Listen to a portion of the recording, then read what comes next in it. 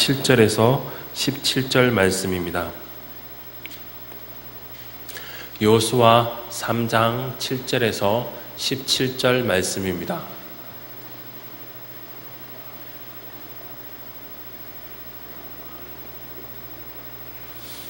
한 절 한 절 교독하도록 하겠습니다. 여호와께서 여호수아에게 이르시되 내가 오늘부터 시작하여 너를 온 이스라엘의 목전에서 크게 하여 내가 모세와 함께 있었던 것 같이 너와 함께 있을 것을 그들이 알게 되리라.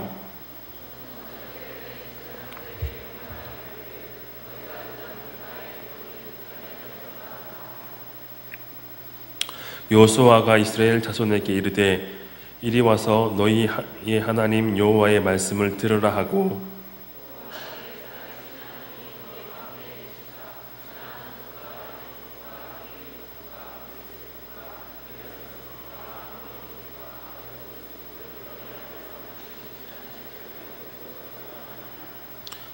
보라, 온 땅의 주의 언약궤가 너희 앞에서 요단을 건너가나니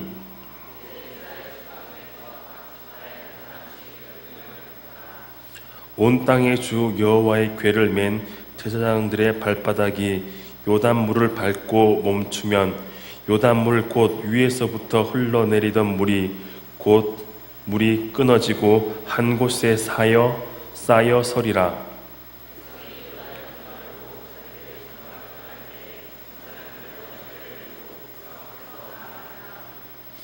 요단이 곡식 거두는 시기에는 항상 언덕이 넘치더라. 궤를 맨 자들이 요단에 이르러 궤를 맨 제사장들의 발이 물가에 잠기자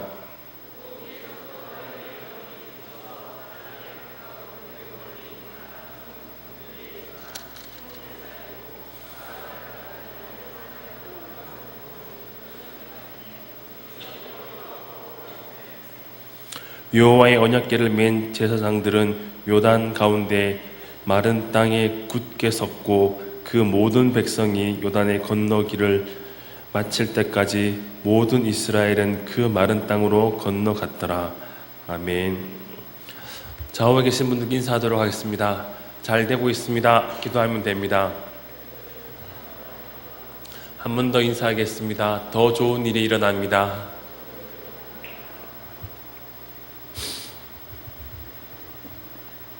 은혜의 깊은 곳으로 들어가기 위해서 때로는 필요한 것이 내가 가지고 있는 생각의 틀을 깨트리는 것입니다. 하나님께서 우리에게 은혜 주시기 위해서 혹은 새로운 삶의 지경으로 들어가게 하기 위해서 하시는 작업이 있는데 그것은 우리의 마음 가운데 있는 우리가 세상을 바라보는 내 생각의 틀을 깨트리게 하는 것을 통해서 하나님의 은혜의 깊은 곳으로 우리를 이끌어 가십니다. 그렇다면 그 깊은 곳을 이끌어 가신 하나님의 인도하심을 경험하기 위해서 우리가 무엇을 해야 할까요? 오늘 말씀을 통해서 하나님께서 우리를 깊은 은혜 가운데로 인도하시는 그 손길에 어떻게 반응하고 나가야 될지 깨달아 알 수 있는 은혜가 있길 주님의 이름으로 축원드립니다.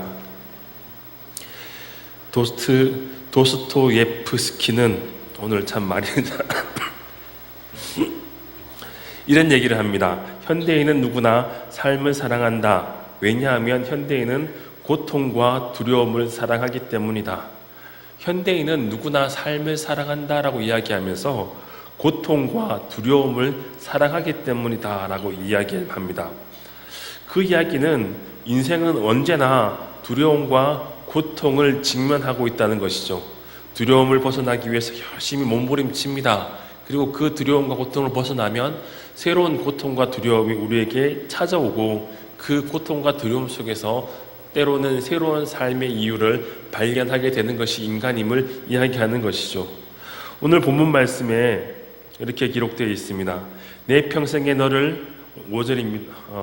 여호수아 1장에 이렇게 기록되어 있습니다.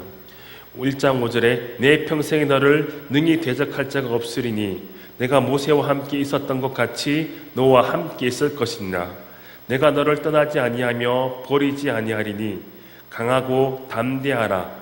너는 내가 그들의 조상에게 맹세하여 그들에게 주리라 한 땅을 이 백성에게 차지하게 하리라. 오직 강하고 극히 담대하여 나의 종 모세가 내게 명한 그 율법을 다 지켜 행하고 우로나 좌로나 치우치지 말라. 그리하면 어디로 가든지 형통하리니 이 율법책은 내 입에서 떠나지 말게 하며 주야로 그것을 묵상하여 그 안에 기록된 대로 다 지켜 행하라. 그리하면 내 길이 평탄하게 될 것이며 내가 형통하리라. 내가 내게 명령한 것이 아니냐. 강하고 담대하라. 두려워하지 말며 놀라지 말라. 내가 어디로 가든지 네 하나님인 여호와가 너와 함께 하느니라 하시니라. 여호수아 1장에서 하나님께서 여호수아에게 찾아가셔서 말씀하십니다. 그 말씀 속에 끊임없이 반복되고 있는 것은 강하고 담대하라. 오직 강하고 극히 담대하여. 9절에는 강하고 담대하라. 두려워하지 말며 놀라지 말라라고 이 여호수아에게 하나님께서 말씀하고 있습니다. 모세가 오랫동안 이스라엘을 하나님 앞에서 인도해서 가나안 땅으로 인도해 왔습니다.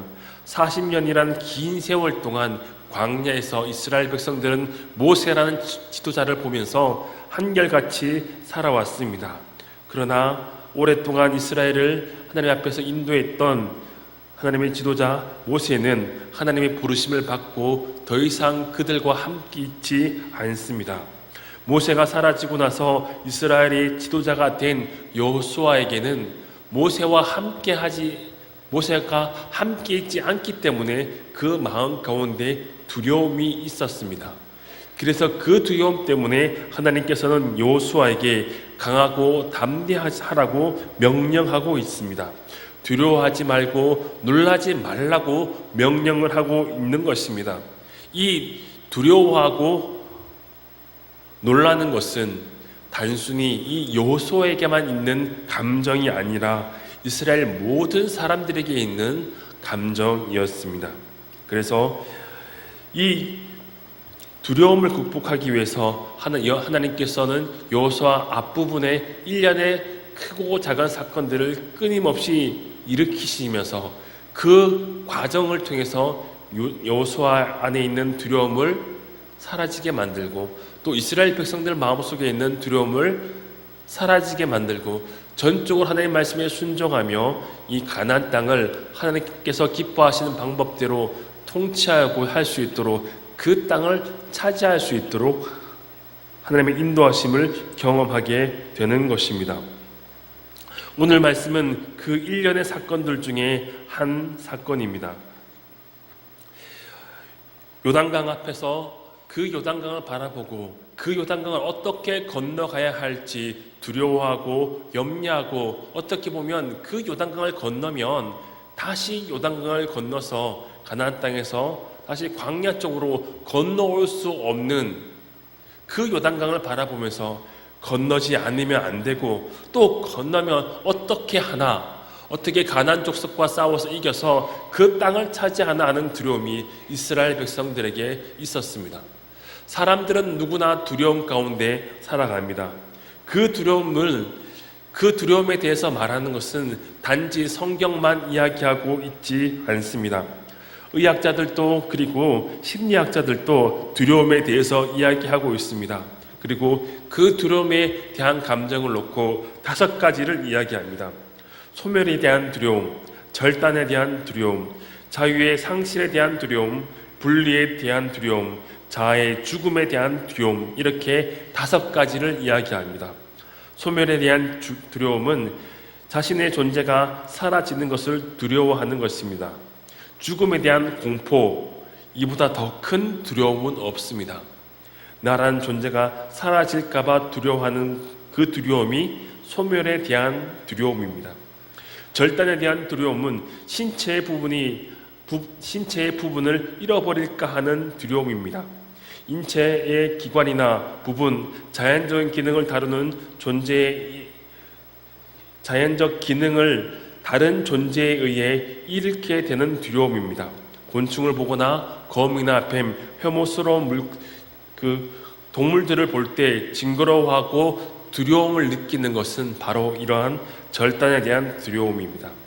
자유 상실에 대한 두려움은 움직일 수 없게 되면 어떻게 하나, 마비되거나 제한되거나 갇히거나 덫에 빠지거나 하는 것에 대한 두려움입니다. 폐쇄공포증과 같은 그 두려움이 대표적인 예가 될 수 있습니다. 분리에 대한 두려움은 버려지고 거부되고 관계를 잃어버리는 데서 오는 두려움입니다. 또 다른 이에게 갈망의 대상으로, 존중의 대상으로, 가치 있는 존재로 남을 수 없을지 모른다는 두려움이 바로 이 분리에 대한 두려움입니다. 마지막으로 자아의 죽음에 대한 두려움은 창피함, 수치심 등으로 스스로를 부인하게 만들어 자기를 위협하게 하는 두려움입니다. 자아가 파괴됨으로써 더 이상 다른 사람들로부터 호감을 사거나 인정받고 존경을 받을 수 없게 된다는 것에 대한 두려움이 바로 이러한 자아 죽음에 대한 두려움입니다. 인간이 이렇게 두려움을 가지고 살아갑니다. 그리고 그 두려움을 어떻게 하면 극복할 수 있을까? 그리고 고민하며 살아갑니다. 창세기 3장에 보면 우리가 가지는 이 두려움의 근본적인 이유가 무엇인지 잘 이야기하고 있습니다. 창세기 3장 10절에 이렇게 기록되어 있습니다. 이르되 내가 동산에서 하나님의 소리를 듣고 내가 벗었으므로 두려워하여 숨었나이다. 아담이 선과 악을 알게 하는 나무의 열매를 먹고 나서 죄가 그의 마음 가운데 들어오니까 그가 가지고 있던 하나님의 존귀한 그 형상이 깨트려지고 그리고 죄가 그의 안에서 작동해서 자기가 수치스럽다는 사실을 깨달아 알게 됩니다. 하나님께 진노받을 수밖에 없는 죄인이라는 사실을 깨달아 알게 되고 그가 무화과 나무 잎으로 옷을 해 입습니다. 하나님께서 이 아담을 만나기 위해서 동산 가운데서 내려오셨습니다. 그리고 그 아담을 찾아 헤매셨습니다. 아담은 하나님께서 내려오셔서 자기를 찾는 그 소리를 듣고 하나님을 피해서 도망 다닙니다. 그리고 마지막에 아무리 찾아도 아담이 하나님 앞으로 나오지 않자 하나님께서 아담을 부르십니다. 아담아, 내가 어디 있느냐라고 이야기할 때 아담이 이야기한 것이죠. 하나님의 소리를 듣고 내가 벗었으므로 두려워하여 숨었나이다. 그의 마음 가운데는 그전엔 두려움이 존재하지 않았습니다. 두려움이 어떠한 것인지 알지 못했습니다. 그러나 그의 마음 가운데 죄가 들어오고 나서 그 죄가 자기의 삶의 주인이 되고 나니까 하나님의 심판과 하나님의 진노에 대한 두려움을 경험하고 자기가 벗었다는 사실을 깨달아 알고 하나님의 영광이 자기를 떠났다는 사실을 깨달아 알고 자기가 벗었으므로 두려워하여 하나님 앞으로 나오지 못하는 것입니다. 우리가 경험하는 소멸에 대한 두려움, 절단에 대한 두려움, 자유의 상실에 대한 두려움, 분리에 대한 두려움, 자아의 죽음에 대한 두려움, 이 모든 두려움이 궁극적으로 죄가 우리 마음 가운데 찾아온 것을 통해서 일어나는 두려움입니다. 이 두려움이 여호수아에게도 있었고 모세가 사라지고 나서 모세가 하나님의 부르심을 받아 하나님의 나라로 이끌림 받은 이후에 이스라엘 모든 백성에게도 그 두려움이 있었습니다. 왜냐하면 모세와 하나님이 함께 하신다는 사실을 여호수아와 모든 이스라엘 백성들이 알고 있었고 모세가 그들을 인도할 때 그 인도하심을 따라 살아가는 것을 통해 안전하다는 사실을 그들이 수많은 경험을 통해서 확인했기 때문입니다. 그렇기 때문에 여호수아에게 두려움이 있었습니다. 모세가 더 이상 여호수아와 함께 하고 있지 않다는 사실이 그에게 두려움이었습니다. 그에게 있는 두려움은 모세와 함께 있지 않은 두려움이었고 그 두려움의 근본적인 두려움은 하나님과 동행하지 못하는 것에 대한 두려움이었습니다. 이 두려움은 여호수아에게만 있었을 뿐만 아니라 온 이스라엘 백성들에게도 있었습니다. 모세가 사라지고 여호수아가 이스라엘의 지도자가 되었습니다. 하나님께서 모세와 함께 했듯이 여호수아에게도 함께 하시겠다라고 말씀했음에도 불구하고 그들의 경험 속에 여호수아는 항상 모세와 같은 그렇게 탁월한 하나님의 선지자가 아니었으며 이스라엘 백성들의 지도자가 아니었기 때문에 그들에게는 그 모세와 함께 하는 그 하나님이 사라졌다는 두려움이 그들 가운데 있었던 것이죠. 우리가 인생을 살아가다가 우리의 힘으로 어찌할 수 없는 문제를 직면하고 그 문제를 직면할 때 우리는 두려움을 느낍니다. 그 두려움이 어디서 찾아오는 것입니까? 그 두려움이 삶의 이유에서 찾아오는 두려움입니까? 아니면 모세와 함께 있는 하나님이 나와 함께 하지 않으면 어떻게 하나라고 염려하고 근심하고 있는 여호수아에게 있는 두려움입니까? 이스라엘 백성에게 있는 두려움입니까? 우리가 인생을 살아가다가 우리의 힘으로 어찌할 수 없는 큰 어려움을 직면하게 될 때 우리가 경험하게 되는 두려움은 삶의 문제 때문에 경험하는 것이 아니라 여호수아처럼 이스라엘 백성처럼 하나님이 나와 함께하지 아니하심이 어떡하나 하고 염려하고 근심하는 것을 통해서 생기는 두려움이 아닌지요. 두려움이 우리 마음 가운데 존재하는 것은 어떻게 보면 당연한 일입니다. 어떻게 보면 이상한 일이 아닙니다. 문제는 두려움에 갇혀 살아가느냐는 것이 문제입니다.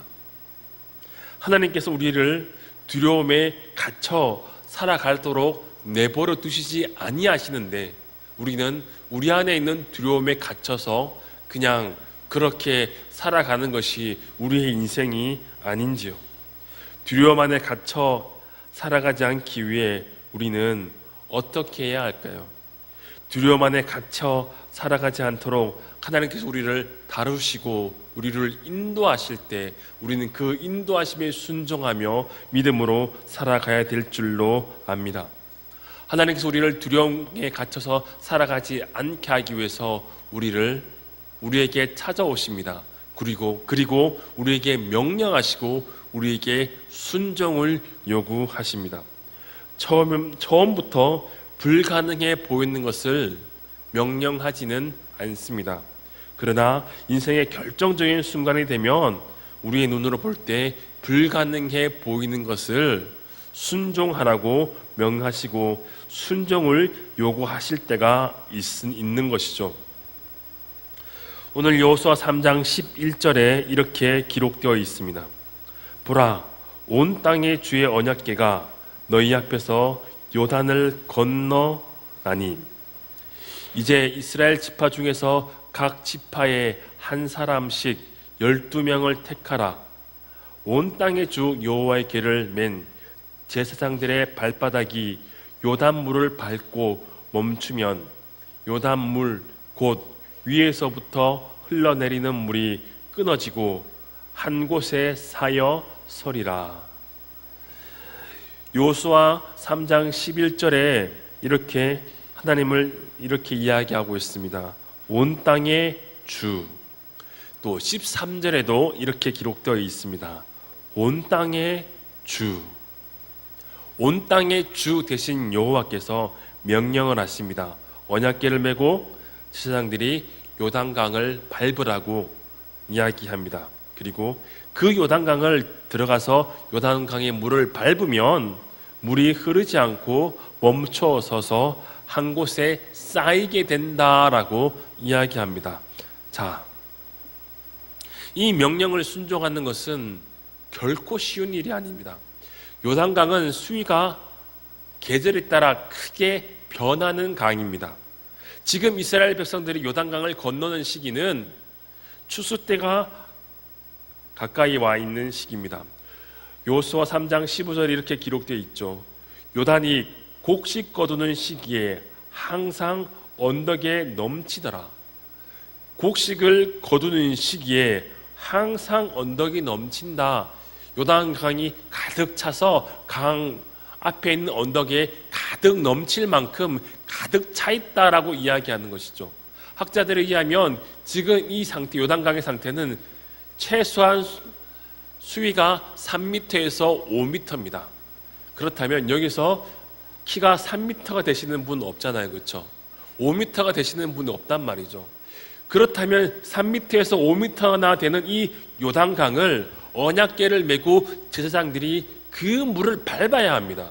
그 물을 밟으면 갑자기 쑥 물속으로 들어가서 버려서 자기 키보다 더 높은 곳으로 물이 쌓일 수도 있는데, 그 언약궤를 메고 그 요단을 밟으라고 명령하는 것이죠. 어떻게 보면 그렇게 땅을 밟는 것이 불가능한 것처럼 보입니다.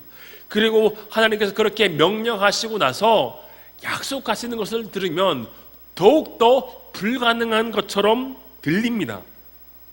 13절에 요단 온 땅의 주 여호와의 궤를 맨 제사장들이 발바닥이 요단 물을 밟고 멈추면 요단 물 곧 위에서부터 흘러내리던 물이 끊어지고 한 곳에 쌓여 서리라. 자, 제사장들이 그 명령에 순종해서 요단강을 밟으면 물이 위에서부터 아래로 흘러내리는 것이 멈추어 설 뿐만 아니라 한 곳에 딱딱딱딱 쌓여간다라고 이야기하죠.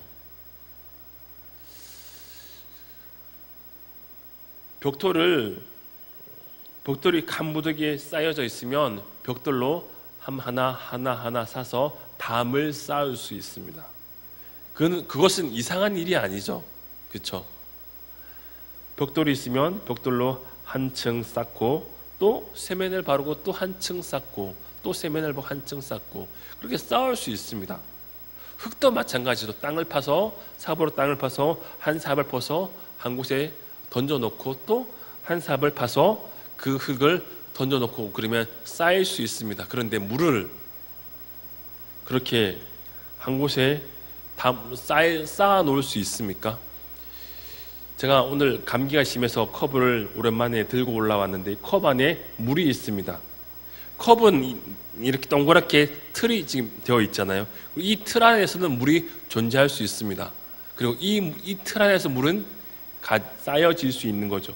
왜냐하면 이 물을 감싸고 있는 틀이 물의 장력보다 더 강한 힘을 가지고 있기 때문에 이 컵을 깨트리지 않고 이 컵 안에 담겨져 있는 것이죠. 흐르는 물이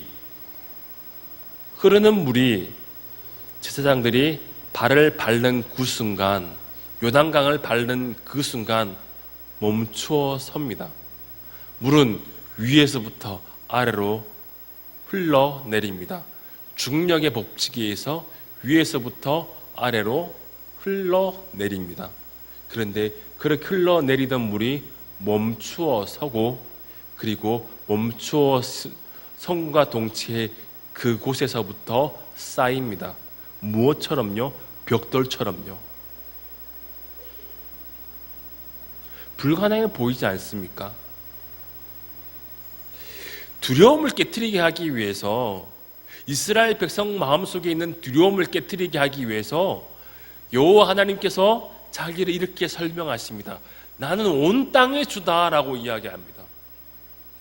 온 땅의 주다라고 이야기하면서 온 땅을 다스리고 통치하시는 주인이다라고 이야기하시고, 제사장들이 나의 언약궤를 메고 그 요단을 밟으면 위에서부터 아래로 흘러내리는 물이 멈추어 서고, 그 멈춰 선 곳에서부터 벽돌처럼 쌓여서 멈춰 선다라고 이야기하는 것이죠. 이스라엘 백성들이 보기에는 하나님의 말씀이 불가능한 것처럼 보입니다. 언약궤를 맨 제사장들이 그 요단을 밟는 것은 어떻게 보면 자살행위처럼 보이는 그 일을 여호수아를 통해서 하나님께서 말씀하시고, 여호수아가 또 그의 입을 통해서 제사장들에게 말하는 것을 통해서, 그 명령을 통해서 제사장들이 그 땅을 언약궤를 메고 요단을 밟을 때 그 일이 일어나는 것이죠. 하나님께서는 온 땅을 다스리시는 주인이십니다. 온 땅을 다스리시는 주인이 중력의 법칙을 만드셨던 것처럼, 온 땅을 다스리시는 주인이 중력의 법칙을 멈추어 서게 하시고, 그 물이 요단강의 앞에서 제사장들이 언약궤를 밟고 지나갈 때 멈춰 서게 하는 것을 통해 상류에 범람하도록 역사를 하십니다. 그리고 상류에 범람하는 것을 통해 이스라엘 백성들이 마른 요단을 밟으며 그 땅을 건너가시는 것이죠. 이스라엘 백성들 마음속에 있는 두려움은 넘실거리는 3m에서 5m가 되는 그 큰, 도저히 걸어서 건널 수 없을 것처럼 보이는 요단강 때문에 생기는 두려움이 아니라 여호와 하나님이 온 땅을 다스리시고 통치하시는 만유의 주인이라는 사실을 믿지 못하기 때문에 생기는 두려움인 것입니다. 그들의 마음속에 있는 생각의 틀은 하나님께서 광야에서 지켜주셨지만 요단강을 건너게 하실 수 있을까? 요단강을 건너간다 할지라도 가나안 족속들과 싸워서 이길 수 있을까 하는 그 두려움이 있었기 때문에 그들의 생각의 틀을 깨트리기 위해서 일련의 사건들을 일으키십니다. 그 일련의 사건들 중에 첫 번째 사건이 바로 요단을 건너는 것이죠.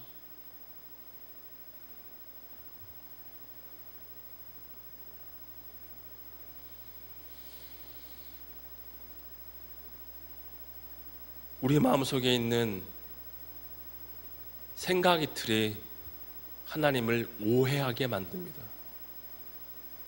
하나님을 오해하는 생각의 틀이 세상을 그릇되게 바라보게 만듭니다.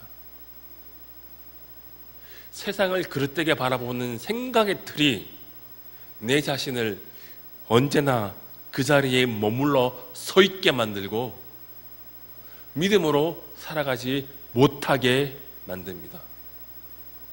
그렇기 때문에 주님께서 우리에게 찾아오셔서 명령하십니다. 그리고 그 명령에 하루 순종하다 보면 하나님께서 내 안에 있는 그릇된 하나님을 대해 생각하는 생각의 틀을 깨트려서 온전한 믿음으로 주님을 바라보게 하시는 것이죠. 순종이 두려움을 깨트리는 유일한 방법입니다. 순종이 두려움을 극복할 수 있는 유일한 방법입니다. 이것을 믿고 주어진 삶의 현장 가운데서 주님 말씀하신 대로 순종해야 하는 것이죠. 여호수아 3장 14절에 이렇게 기록되어 있습니다. 백성이 요단을 건너려고 자기들의 장막을 떠날 때에 제사장들은 언약궤를 메고 백성 앞에서 나아가니라. 요단이 곡식 거두는 시기에는 항상 언덕에 넘치더라. 궤를 맨 자들이 요단에 이르러 궤를 맨 제사장들의 발이 물가에 잠기자. 못하겠으면 순종하는 사람을 따라가십시오. 내가 지금 당장 순종을 하지 못하겠으면 순종하는 사람들을 따라서 한 걸음 한 걸음 내디디십시오. 그러면 무엇을 보게 됩니까? 하나님께서 위에서부터 흘러내리는 물을 멈춰 서게 하는 것을 보게 하십니다. 16절에 곧 위에서부터 흘러내리던 물이 그쳐서 사르단에 가까운 매우 멀리 있는 아담 성읍 변두리에 일어나 한 곳에 쌓이고 아라바의 바다 연매로 향하여 흘러가는 물은 온전히 끊어짐에 백성이 여리고 앞으로 바로 건널세. 순종하는 사람의 삶을 따라가면 하나님께서 나와 함께 하신다는 사실을 알 수 있게 됩니다.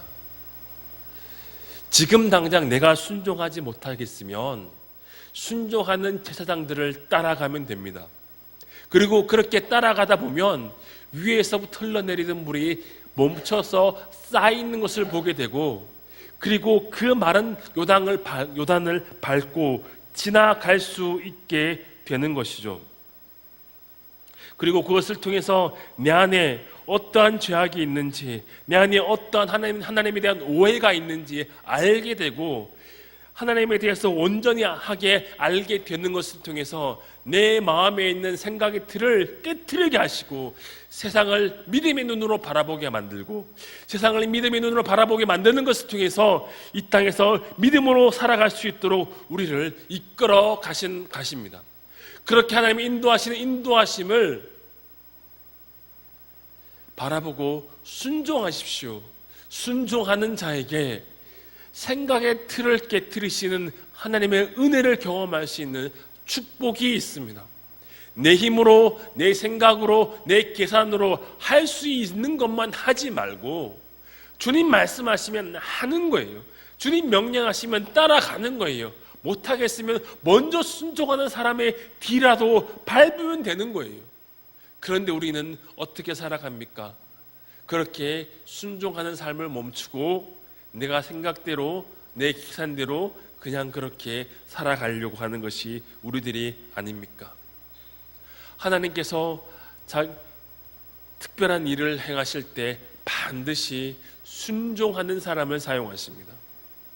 왜 순종하는 사람을 사용하시느냐? 이해가 되지 않아도 순종하면 하나님이 어떠한 분이신지 알 수 있거든요.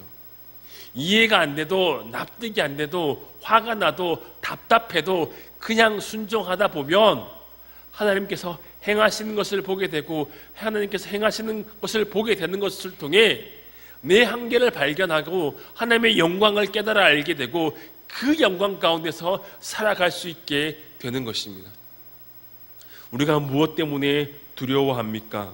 우리 마음속에 있는 두려움의 본질이 무엇입니까? 우리는 두려워하며 살아갑니다. 그리고 두려워하며 살아가는 우리의 인생 속에서 우리는 항상 갈등합니다. 그러나 두려움을 뛰어넘는 방법은 주의 말씀에 순종하는 것입니다. 그 순종은 내 안에 있는 생각의 틀을 깨트리시고 하나님을 바라볼 수 있는 온전한 믿음의 눈을 열게 하시고, 이 세상에서 믿음으로 살아가게 하시는 하나님의 은혜임을 기억하고 날마다 주의 말씀에 순종하며 살아가길 주님의 이름으로 축원드립니다. 기도하겠습니다. 하나님 아버지, 늘 감사합니다.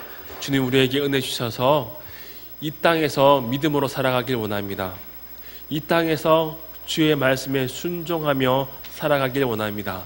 내가 내 생각대로, 내가 느끼는 대로, 내가 판단하는 대로, 내가 좋을지라며 내가 옳다고 생각하는 대로 살아가는 것이 아니라, 이해가 되지 않는다 할지라도, 납득이 되지 않는다 할지라도 주님 말씀하시면 순종하며 살아가는 그 믿음 우리에게 허락하여 주옵소서. 우리 마음속에 있는 두려움을 깨트리시길 원하시는 주님, 우리의 마음속에 있는 깊은 어둠들, 우리 마음속에 있는 깊은 두려움을 깨트리시길 원하시는 주님, 우리 마음 가운데 찾아오사 우리를 선하게 인도하여 주옵시고, 주님의 그 인도하심에 의지해서 순종함으로 내 마음에 있는 생각의 틀을 깨트려 주옵시고, 주님 온전히 믿음의 눈으로 바라보게 해 주옵시고, 이 세상에서 주님 기뻐하시는 믿음으로 살아갈 수 있도록 우리를 인도하여 주옵소서. 감사드리며 예수님의 이름으로 기도합니다. 아멘. 다 함께 찬양하도록 하겠습니다.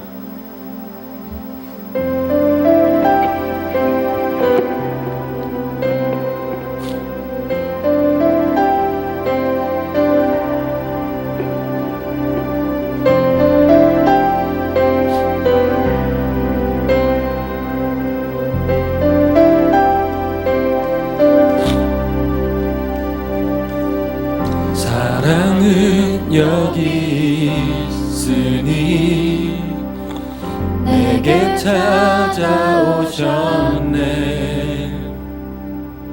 그가 먼저 날 사랑하사 아들 보내주셨네.